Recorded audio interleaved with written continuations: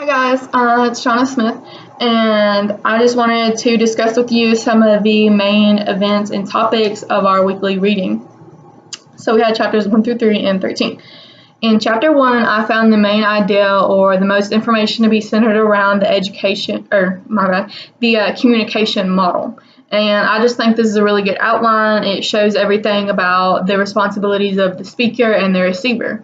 Actually, going into this chapter, I wasn't aware about how much the audience plays a role in the communication model. Like, of course, you have to pay attention, but I just did not realize how much of a role that the audience plays just as much as the speaker. That was something new for me.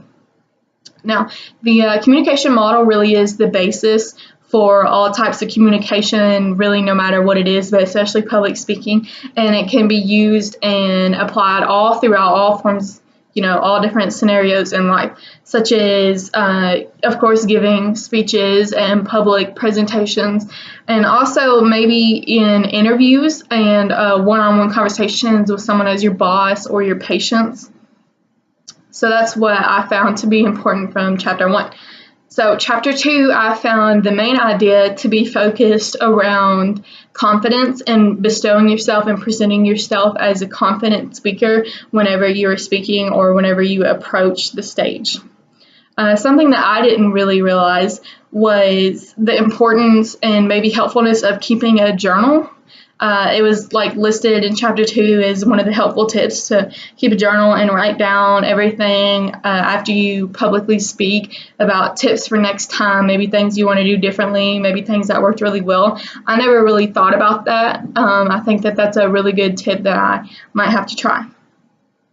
So I think the most important thing in chapter 2 was definitely talking about confidence and preparing yourself confidently and just showing to the audience that you're confident, because that makes them feel like you know what you're talking about and you are important and that they should listen to you. I think that that's really good for anything that you do in life. If you're first meeting someone, you want to give a good first impression, you should be confident, you should feel comfortable, and just, really show them that you know what you're doing. So that's what I found important for chapter 2. So for chapter 3, I thought that the main idea was taking into account everything that you have to do before speaking. The speaker is responsible for so many things that I never realized.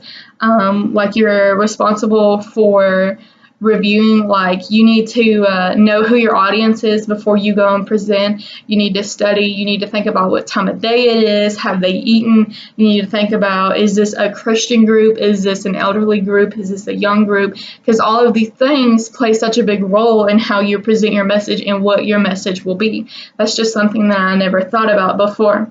Now that I'm aware of all these factors, I can definitely see that this is going to be used in a lot of different things, and it is so helpful for public speaking, because you don't want to get up there and give a speech that's based for people your age about retirement, and you don't want to give it to the wrong age group. You wouldn't go present retirement facts to an elementary group, and you probably wouldn't present them to an elderly group who's already retired either.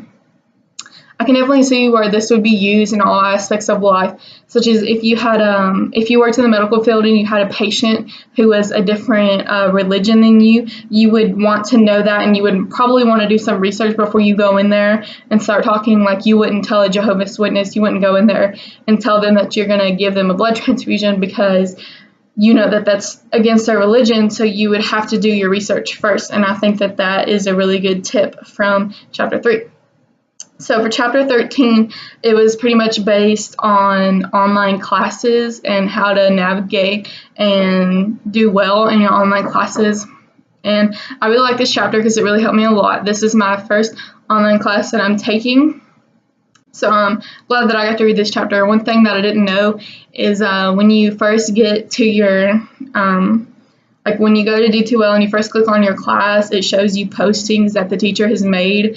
I didn't know that you have to go to the bottom and click more to see all of it, and you only get the latest ones. I didn't know that. I think that's a really good tip. You can pretty much use this anywhere, you just have to make sure that you pay attention, and it's just there to help you and tell you how to use internet classes correctly. So I thought that was really good.